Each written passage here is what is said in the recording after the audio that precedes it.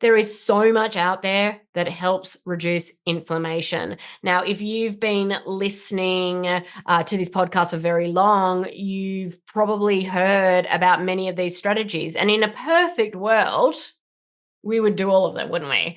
But realistically, we have to keep in mind what's actually doable, both financially and because of time. So, if I could only choose 3 things to focus on, I'm going to share those with you now. Welcome to the Soaring Child podcast, where parents of children with ADHD learn tips and tricks to help their child soar at home, at school, and in life. We feature interviews with experts, medical professionals, and parents just like you who are learning how to reduce ADHD symptoms using food and other natural strategies. Because children with ADHD deserve to soar just like every other child. I'm Dana Kay, your host. Hello, parents, and welcome back to another edition of the Soaring Child podcast. Today's episode is a bit of a special one, as I'm going to focus on what many of you have been asking, and that is, if I could only choose 3 things to focus on to reduce ADHD symptoms naturally, what should they be? Navigating the vast array of strategies and advice can be so overwhelming. Totally get it. Been there. So what I wanted to do in today's episode is really distill it down to 3 most impactful areas. And, when you're just starting out, I'm going to share our 3 top beginner strategies. If you've been doing this for a while and feel like you've got a grasp on the beginner strategies, I'm going to share some more intermediate strategies. And then finally, if you consider yourself an expert, I'm going to share the top strategies for experts as well. Now, these strategies I'm going to share today are the pillars that can make a significant difference in the life of a child with ADHD. So whether you're just starting out on the journey, you're looking to refine your approach, this episode will definitely provide you some clarity and some directions. So grab that notebook, find a comfortable spot, and we are going to dive into these strategies that really hold the power to not just manage, but significantly reduce ADHD symptoms naturally. There is so much out there that helps reduce inflammation. Now, if you've been listening to this podcast for very long, you've probably heard about many of these strategies. And in a perfect world, we would do all of them, wouldn't we? But realistically, we have to keep in mind what's actually doable, both financially and because of time. So, if I could only choose 3 things to focus on, I'm going to share those with you now. So let's start with the beginner level. If you're just starting out, the 3, I think, areas that I would focus my attention on to get the most bang for my buck would be, firstly, to focus on diet changes. Diet is the foundation of any plan to reduce ADHD symptoms.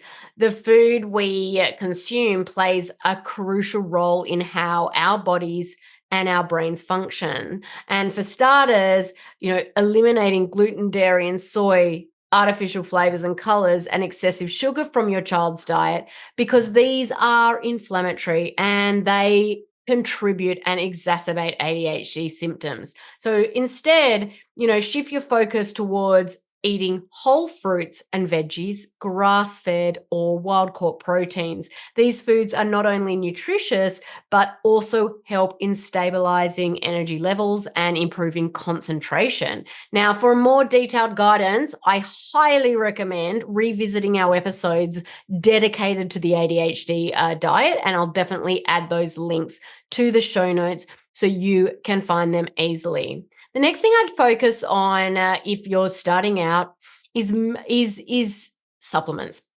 Now, Supplements should never be considered the be all and end all for ADHD support. As I say often, you can't supplement your way out of a poor diet, but in conjunction with dietary changes, supplements can be very beneficial. Now, two of them in particular, and I don't want to focus on too many because I want to just give you those, small strategies to focus on. Two in particular are really great for kids with ADHD, and they are probiotics and fish oil.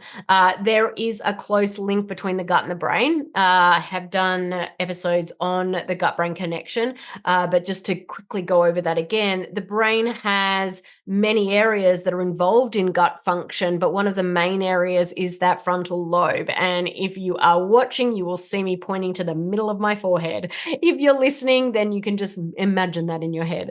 Now, the frontal lobe is involved in things like attention, focus, executive function, planning, organizing, problem solving. And these are areas that many of our kids with ADHD struggle with. So ensuring the gut is functioning at its best will ensure our children's frontal lobe is functioning well too. And research does show that taking probiotics can help support the gut-brain connection.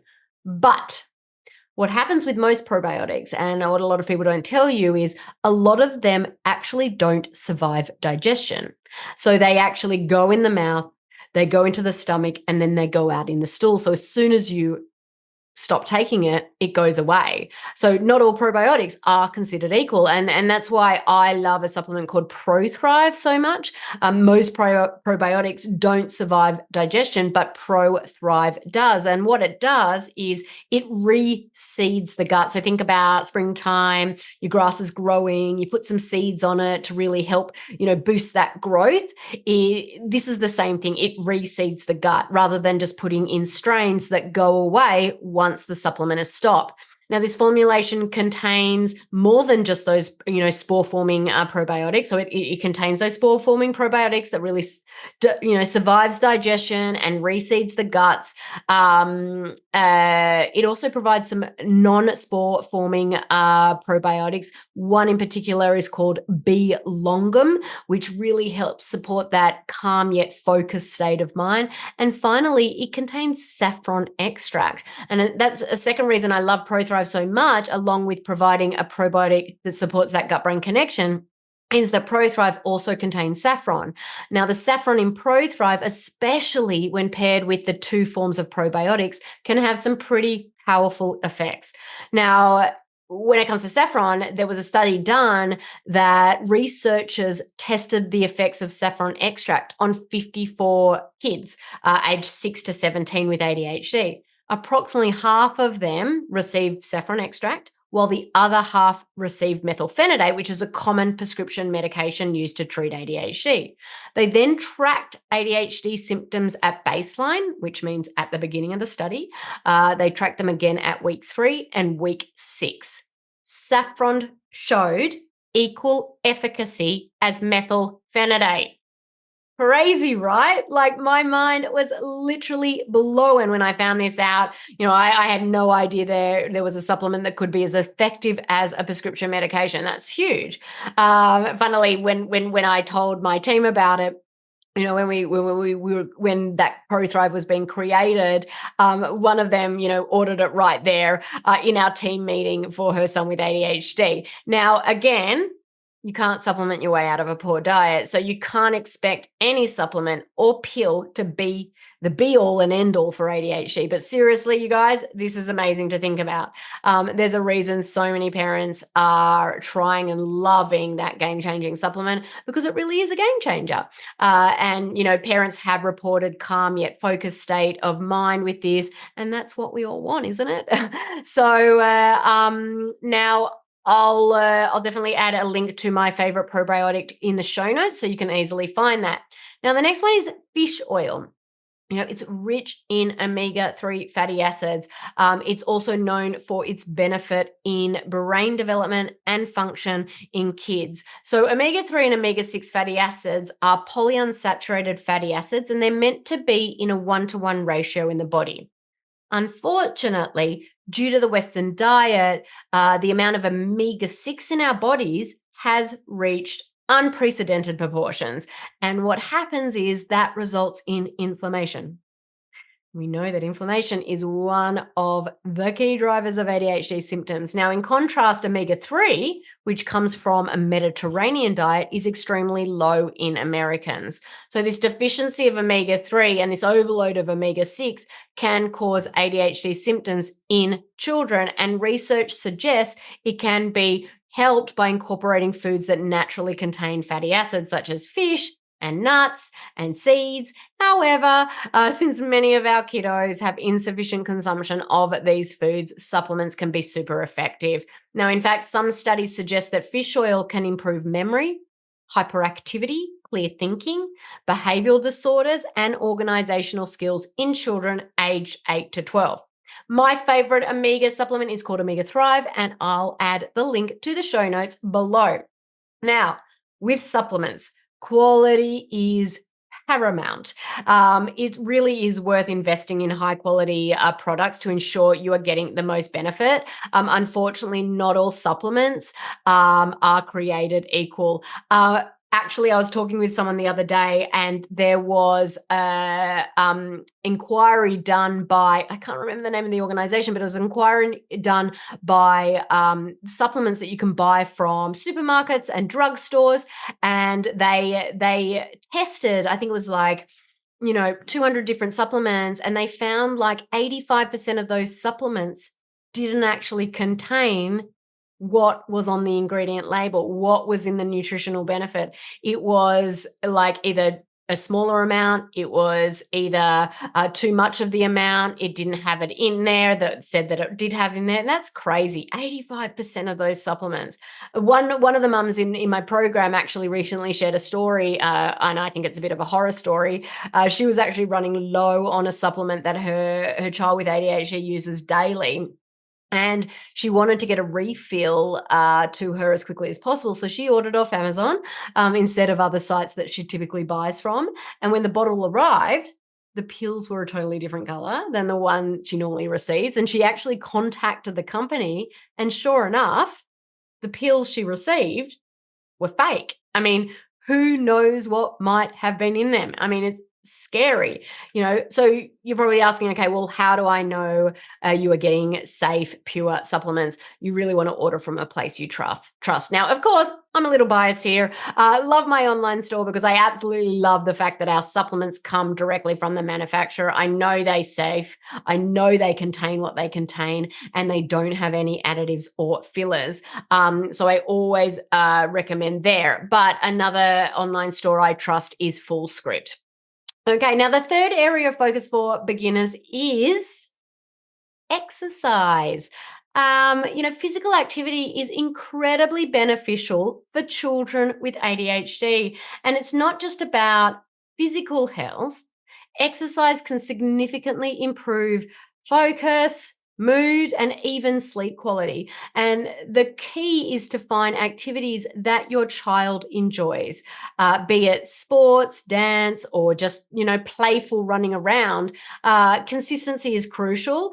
So really try to incorporate regular physical activity into your child's routine. For more on the benefits of exercise and sports for kids with ADHD, make sure and don't forget to check out our episode dedicated entirely to exercise and ADHD. I'll share the link in the show notes as well. And I shared lots of studies that support the amazing benefits of exercise. So there you have it. Diet changes, couple of quality supplements, and regular exercise. These are your starting points, your foundation in the journey of managing ADHD symptoms naturally. Now, once you've mastered the beginning level, you want to continue doing those things, okay? Maintaining your progress is critical. So you don't want to stop doing the 3 beginner things, but instead build upon them. Now, again, as I said, there are so many things you can do to keep supporting the body. But if I had to pick 3, these 3 things I'm about to share would top the list. So we're going to move on to this intermediate areas of focus. And these are the strategies that build upon your foundational work and take your child's healing to the next level. First up is functional lab testing. Now, this is a powerful tool in understanding the unique needs of your child. Functional lab testing can uncover underlying issues that might be contributing to ADHD symptoms like nutrient deficiencies, parasites, leaky gut, food sensitivities, mold, and so much more. And by pinpointing these specific areas, you can tailor your approach more effectively. And it's like having a roadmap for your child's health journey. We've covered this in more detail in one of our episodes, so be sure to check that out for a deeper dive. I'll also add the link to that episode in the show notes as well. Now, let's talk about number 2, and this is really healing the gut through targeted supplementation. Now, you might already be using basic supplements, but now in this immediate level, it's time to get a little bit more specific. Targeted supplementation based on the results of your functional lab test can help heal the gut and in turn support brain health. This could be specific probiotics, it could be digestive enzymes, it could be supplements to heal the lining of the gut. You have to remember this is a personalized journey, so what works for one child may differ for another. Now, our third intermediate focus is optimizing detoxification. Our bodies are constantly exposed to toxins, and for children with ADHD, reducing this toxic burden is really important. So, I'm going to give you some practical ways to reduce exposure to toxins. Firstly, we want to choose organic foods wherever possible. Opt for organic fruits and vegetables, and these are grown without those harmful pesticides and chemicals. You also want to consider organic meat products to avoid hormones and antibiotics commonly found in conventional farming. You want to use natural cleaning products. Many household cleaning products contain harsh chemicals. So switching to natural or eco-friendly cleaning products, or consider making your own using ingredients like vinegar, baking soda, and essential oils. The next thing is avoiding plastic containers. So plastics often contain BPA and other harmful chemicals that can really leach into food and drinks, which is pretty gross when you think about it. So really using glass containers instead, especially for storing and heating food. Next is filter your water. And use a good quality water filter to remove potential contaminants from your tap water. This is important for both drinking and cooking. Personal care products. Personal care products like shampoos, soaps, lotions can contain a myriad of chemicals. So look for natural or organic products with fewer synthetic ingredients. Reduce indoor air pollution. So use an air purifier to reduce indoor air pollutants. Also ensure good ventilation in the house, and consider adding indoor plants that can naturally help purify the air. You also want to make mindful clothing choices. So choose clothing that are made from natural fibers and be cautious of those treated with flame retardants or other chemicals. Always wash new clothes before wearing to remove any residue that comes from those chemicals from that manufacturing process. I'm giving you a lot here today. Maybe this wasn't just 3. Maybe it's a little bit more than that. But it's a great episode to keep in your bank so you can come back and listen over and over and over again when you're ready to move on to the next things, because Rome wasn't built in a day. You don't need to do all these things in one day either. The next one is limit exposure to heavy metals. You really want to be aware of potential sources of heavy metals like certain types of fish that are high in mercury, or old paint that might contain lead. Ensure your child's diet is balanced and include foods that can help actually bind to heavy metals, aiding in their removal from their body. Control pests naturally. You'd be surprised how many lab tests I look at that these kids are getting. They think that they're, fully eating organic food when they are at home, but they don't realize that they're actually getting chemical pesticides from the local farm that are coming over into their grass. So look for alternatives for pest control in your home and your garden so you can control that where your child is the most. Next is educate yourself. Stay informed about the products you use and their ingredients. Reading labels and doing a bit of research can go a long way in reducing your family's toxic load. Okay, whew, let's take a breath there. I want to say, even when taking these precautions to reduce toxic load, it is impossible to get rid of all toxins from your life. So that's why it's important to optimize detoxification. So we're going to talk about that next strategy of optimizing detoxification. So this is a lot in that one thing. Don't know if it's technically one thing, but optimizing detoxification really involves supporting the body's natural detox pathways. The more straightforward way to help reduce the load on your body and optimize detoxification is through your diet. So, steering clear of foods that are known to cause inflammation, like that gluten, dairy, and soy, and artificial flavors and colors, and really focus on fresh, green foods. Okay, so that's one of those detox strategies. You also want to focus on hydration. Swap out sugary drinks and store bought juices for a good old fashioned water. A twist of lemon can make it a little bit more exciting. Putting in some watermelon and some mint, and add a bit of extra detox powder to really help detox that body. Activated charcoal is a really good way to do that. One of the most straightforward ways to help your child detox is to ensure they're having regular bowel movements. Is a really great tip for that. So if they're not going every day, you really need to look at that. That actually gives me an idea for another podcast episode on helping move your kids' bowels, because I know that's a huge topic, and a lot of listeners out there and a lot of the families that I work with, I know their kids aren't going to the toilet every day. Another way to optimize detoxification is through detox baths. Opt for magnesium flakes over Epsom salts for better absorption. These baths not only help with detox, but also aid in relaxation and can be a soothing bedtime routine. Infrared saunas, milk thistle, skin brushing, and essential oils are also really great ways to help optimize detoxification. I actually did an episode not too long ago on detoxification, so I will add that link to the show notes so you can learn more. So those are my 3 intermediate areas to focus on: functional lab testing, healing the gut through targeted supplementation, and optimizing detoxification. Now, let's say you consider yourself an expert. You've been on this journey for a while. You're already doing all the things I mentioned in the beginner and the intermediate levels. What would I recommend for you? You've worked hard, you've seen improvements, and now you're thriving. And the question me and my team often get asked is, what can we add back into our lives? Do we need to maintain these changes all together? So I think I'm going to, do we need to maintain these changes forever? So I'm going to really focus on that. Okay.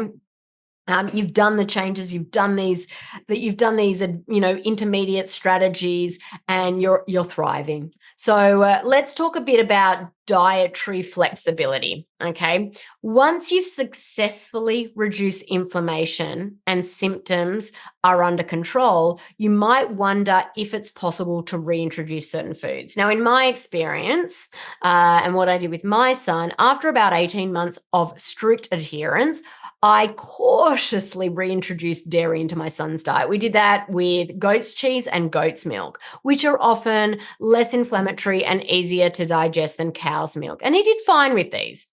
Look, the key here is moderation and observation. So because he did well with goat's milk and goat's cheese, he will have them now about once every 2 months, and it really doesn't seem to affect him adversely. We don't have dairy in our house. We don't have normal dairy on a daily basis. Every now and again, he may have something with cow's milk in it. He does fine, but we choose as a family to maintain this healthier lifestyle so we don't bring it back into our household. And look, it doesn't mean that every child will have the same experience. It's really crucial to monitor closely and see how your child responds. Now, as for gluten and artificial flavors and colors, we continue to avoid these 100%. Now, of course, I have a son who is a teenager and occasionally sneaks them, and thankfully, they don't have a long-lasting effect anymore. However, this is not a green light to reintroduce these regularly. It's more about understanding that an occasional exposure might not be as detrimental as it once was, given the progress and healing that has taken place. So, if you consider yourself an expert and your child is doing well, I personally would still maintain 100% gluten-free and artificial flavors and colors free, but you could consider testing in dairy occasionally. And again, if you're going to do it, I prefer goat's milk and goat's cheese to cows. Moving on to our second area, that's maintenance supplements. Now, once you're in that thriving phase, it's important to sort of really reassess the supplements your child is taking. Maintenance supplements are about supporting ongoing health and preventing regression. And this might mean continuing with a simplified supplement regime that focuses on the essentials. It's always a good idea to consult with your practitioner, your healthcare professional, to really tailor this approach based on your child's current needs and progress. But this is what my family does. We take ProThrive, my favorite probiotic. We take it about 3 to 4 times a week as a maintenance dose. We know how important gut health is in managing ADHD symptoms, so keeping a good maintenance program is super beneficial. We also take Shine Thrive, which is my favorite vitamin D and K supplement. We take it year round, and that's because we know that we have genetics that predispose us to poor absorption, poor conversion, and poor transport of vitamin D in our body. We also live in Seattle, and there is not a huge amount of sunshine here. We only get really 6 weeks of summer a year. So we are taking that year round. But for those that don't have compromised genetics in those vitamin D areas, or you live in a super sunny, a super sunny state, really maybe only taking the vitamin D in the fall and winter months or when you are sick. Now, we use magnesium supplement. My favorite is Mind Thrive. We actually don't use it on an ongoing basis because I know we get a lot of magnesium from our diet. But if you don't think that you're getting a lot of magnesium from your diet, it is actually a really good one to continue to take. As I mentioned earlier at the beginning of this episode, it's used in over, that was a previous episode that I did. I actually did an episode on magnesium. It's used in over 300 biochemical processes in the body, and most people are deficient. But now that we're thriving, about every 2 months, we buy a bottle of Mind Thrive, and we take that to ensure our magnesium levels don't drop. We take an omega supplement pretty much all the time, as most families are deficient in this. Also, my family buys a bottle of organ meat complex every few months to ensure we are getting all of those wonderful natural B vitamins, especially B12, which is highly concentrated in grass-fed beef liver. We also do the same for a vitamin C supplement, taking it every few months to keep those vitamin C levels up. We also always take the C complex for the fall and winter months, or if we get sick. We actually have a bundle in our online store that carries all of these maintenance supplements, so I'll add that link to the show notes as well. Finally, we also have a few binders that I give to my kids about once or twice a week. So GI Detox, HMET binder, which is a heavy metal and environmental toxin binder, and also biotoxin binder. These are good for flushing out toxins out of the body because we are going to be exposed to them. Even if we optimize detoxification, even if we reduce exposure, we are exposed to them constantly. So I give my kids, a binder to bind them out of the body a few times a week. So there you have it. Okay. The steps. I recommend that if you consider yourself a beginner, if you're just starting out, if you consider yourself an intermediate traveler, having made some changes but still not where you want to go, and finally, an expert where your child is thriving. Now, as we close out today's episode, I'd like to say thank you for tuning in. Make sure and check out the show notes as we left a lot of helpful links for you there. If this podcast has been helpful to you, please consider leaving a review. Your feedback is so important to us, and we're so appreciative. And it also helps others find the show. Also, if you think someone else could benefit from what we've shared, please pass it along. Sharing our experiences can make a big difference in someone else's journey with ADHD. Thank you for joining me on this week's episode of the Soaring Child podcast. I'm Dana Kay, your ADHD health practitioner. Keep on thriving. Thank you for listening to the Soaring Child podcast today. To learn more about how to help your child with ADHD soar using natural strategies, visit our website at ADHDthriveinstitute.com and follow us on social media at ADHD Thrive Institute.